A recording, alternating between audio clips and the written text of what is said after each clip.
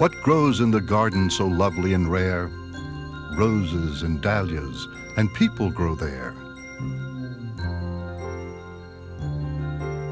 Come with horticulturist Erica Glazner as she tours American gardens. Gardens created by people who touch the earth and make it bloom. A Gardener's Diary is about those people.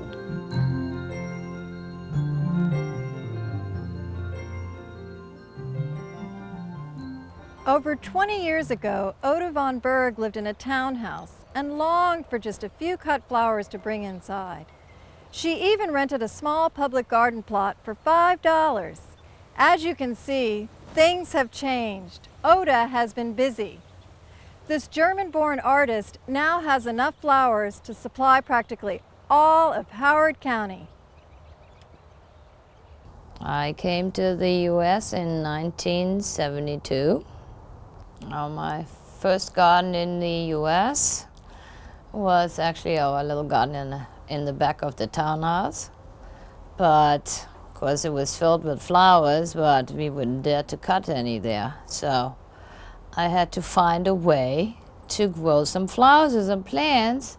And then one day there was this ad in the paper that you could have a garden plot for $5. So I got it, and then of course I did my little trench garden there with the raised beds, and everybody's looking, what are you doing? Looks weird, what are you doing? So that was my first garden. It was a lot of fun. It's really great. And then Chris and I decided it's time to move out to the country. Chris wanted a pond, I wanted a brick house, so we managed to find that. When Oda and her husband Chris moved to the Howard County, Maryland countryside in 1978, they had finally found the home of their dreams. But it would still take years of hard work before their garden would come to fruition. As their fortunes improved and they had more time to devote to their dream, they began planting and never stopped. Oda, you've got this spectacular view here from the porch. How large is your property? Oh, we have around 65 acres. 65 acres. Mm-hmm. And you and Chris do most of the work? Yes, yes. And this is Howard County, Maryland. Yes. That's a long way from Germany. Yeah, but it's beautiful here. I like it. Oda, this is a spectacular rose. Does it have a special name or a special significance? Yeah, it's called Ash Wednesday. Ash Wednesday. And I found it when I was visiting a nursery. A guy, Nick Weber, he propagates little rose bushes, or big ones actually. So he had it there, and I said, oh God, I have this one. So he gave me this teeny tiny straggly thing, and I said, oh no, okay. And then I put it here, perfect spot, got lots of sheep manure, and look what happened after 3 years. 3 years? Only 3 sheep years, manure yeah. is your secret? Yeah. So you have a lot of sheep? Yes, oh, about 27 sheep. Wow. And look at this lake. Was this here when you... No, we started with this one here, small one, and then another small one in the woods, and the outer bank was the island. Okay. Or the island was the outer bank. And then we sat here one day, we said, 2 small ponds, piddly. Come on, make this big. So you and started so it happened. Wow. Yeah. Well, this is just a beautiful view everywhere we look. I mean, behind us, your house, Yeah, and we in like front it. of us. And is this a house that you built, or was it here when you got no, here? this is 200 years old. 200 Typical years old. English matchbox building. And of course, the former owners added on that wing. And then we added this one on. And I like the way you formalized the front with the boxwood. Yeah. What style would you call that? Well, I just would say just make it a little more formal. A little bit more formal. Yeah. Oh yeah, I have my formal perennial garden, and then I have a few gardens around the house. And in one of the little gardens around the house, I have my herbs. Because first the herbs were down where my vegetable garden is. So when I needed them, of course, always when it's already dark in the evening. I had to go there with a flashlight, pick some herbs. So now I just can go on the corner here and pick them there. That's much better. Not such a long walk. So I you said, made okay. another herb garden. So I said, okay, they get moved up here. And it kind of worked. And you've got So- this spectacular view. Mm-hmm. So Yeah. that's obviously how you decided to place this bench. Yes, the bench was placed definitely on purpose this way. Didn't count on my peonies growing so tall. So now you have to really it's look. kind of nice to peek through. over. And I like the Yeah. way you've incorporated vines and herbaceous peonies and herbs all together, and flowers. This Yeah. is one of my favorite clematis.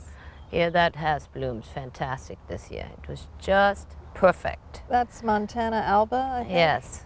Did you stick these posts in the ground, or were they already? No, that used to be a tree. It was a hemlock. It was too big, so we had to take it out of here. So you took the hemlock out and Yes, used it as and a we left natural. that for the clematis to grow on. And that's a great way to use an old hemlock. Yes, it works. I just have to train it back over again. These carnations have such a great smell. Oh. And it makes a good edger. Do you shear back the flowers after it finishes blooming? No, I try to cut them off, but it's best if you rip them out. Oh, you rip them out. Mhm, What do you that's mean? the only way. You just have to hold the plant in place and then take the dead flower heads and just rip them out. So when these finish, you'll just Yeah. rip those Mhm. off. You Yeah. don't cut them. No, I tried to cut them, but then you cut all the greens off too. And then it looks kind of strange. Well, it's a nice way to use this little dianthus as an edger all the way around. Yeah. Most of the things really do work, so. And it's fun.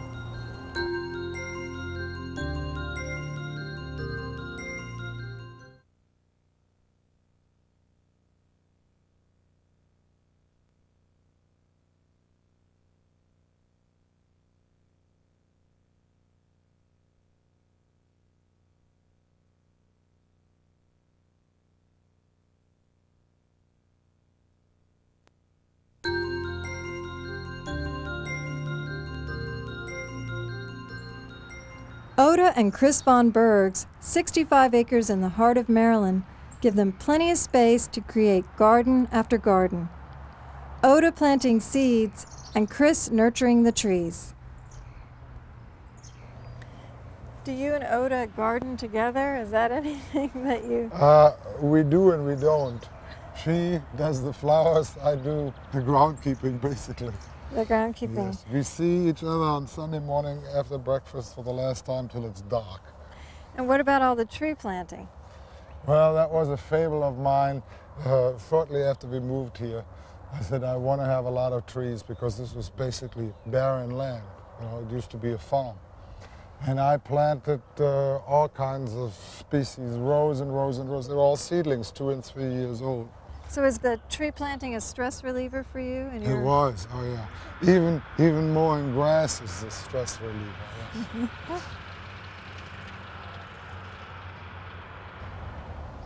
Oda, one of the things that amazes me is how well you've integrated all these different spaces in your garden together, the formal and the informal, and you have a series of circles. We have a semicircular leading to another Little circle. garden rooms.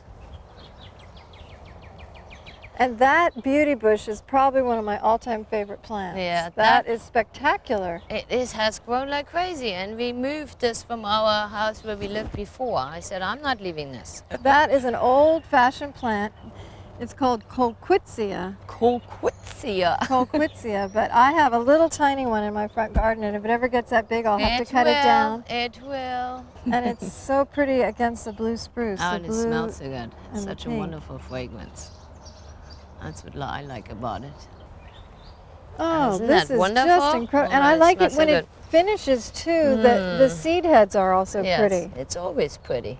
Beauty bush, isn't that a perfect Here, name for you this? see it too. Oh, it starts to get fuzzy. Yes, and it's wonderful in flower arrangements.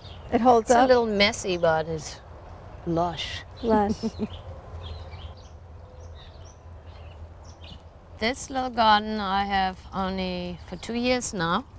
And this used to be a totally messy area with weeds so tall that you needed the chainsaw to cut them out, and it was just horrible. So one year I had a garden club coming in, and so all these ladies asked all these questions, and I showed them all around, and at the end I brought them in here and I said, okay ladies, now what should I do with this? And I said, ideas, ideas, ideas. And they came up with all these great ideas. And they said, you definitely need water in here. So I said, oh, bingo, finally I get my little fountain somewhere. My friend Scott, he designed with me the little basin. And then he built it, and he put that little leaf on that stick so the water would splash out more. Make a nice sound. Yes, very nice. So we're very happy with this. Well, you turned it into a lovely space, and Yeah. you use bright colors well. Yes, because you have to be drawn to them. See, if you come along the path there, and this would be kind of blah, you wouldn't even want to go here. You have to see something through the Catches green your eye. bushes. Yes, and So then this you was go. a collaborative garden of sorts. Yes. That is my favorite area, actually.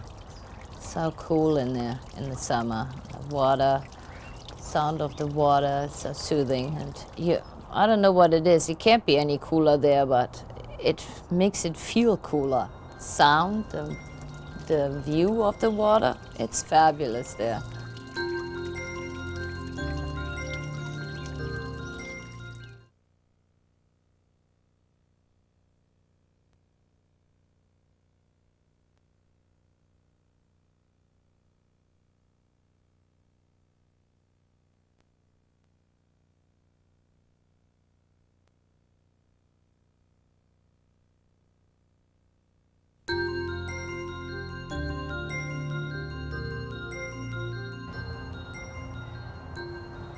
One of the features that contributes to the idyllic charm of Oda and Chris's Maryland paradise is the resident flock of sheep, which is watched over by a black llama.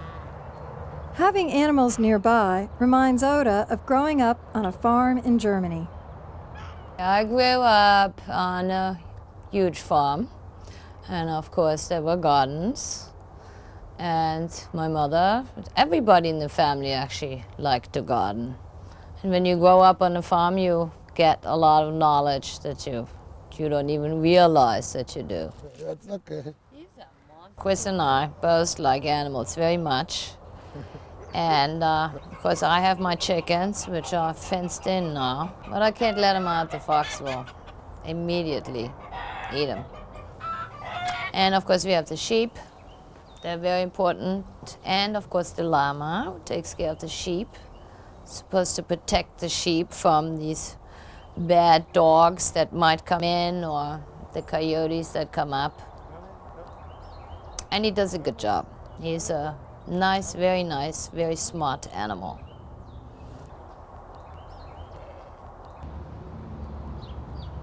Chris and Oda's animals serve as more than just a decorative accessory to their 65 acres in Maryland. They serve a more practical purpose as well. Well, the sheep produce the best sheep manure, of course, which we usually get out of the barn in the fall when it's time to cover up the roses.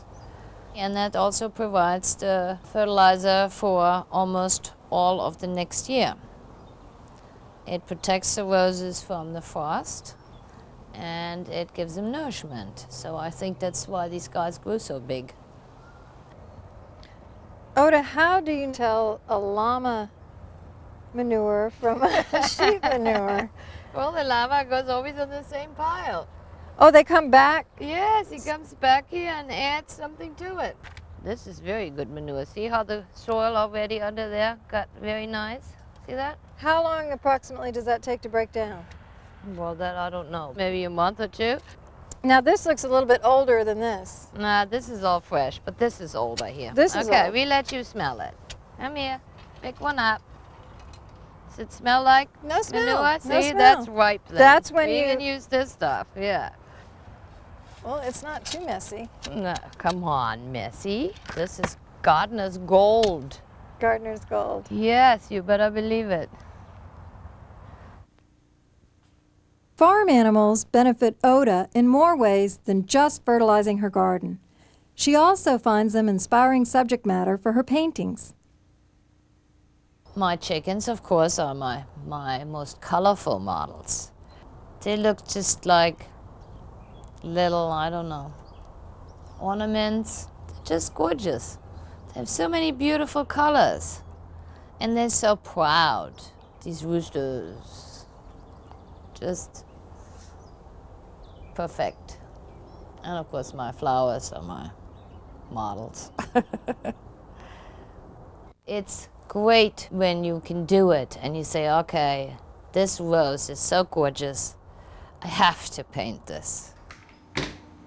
Oda uses her artist's eye not only to design her stunning gardens, but also to enjoy the fruit of her labors by designing huge flower arrangements. I know that you love cut flowers. Yes. And do you still cut flowers, or do you cut flowers from your garden to bring in? Yes, I do. I make huge arrangements, but I always try to cut the ones that don't have any buds on it. Like this guy here. There, no buds. So That's that would be one perfect. you would cut. Yeah, this one maybe. Well, peonies, in my experience, have always been great cut flowers. Oh, they're beautiful. I love them. They smell so good. But I would cut this right here. Oh, not in my garden. I would kill you. But Festiva maxima, Yes. that's an old-fashioned variety. Yes, very Is this a old-fashioned. plant that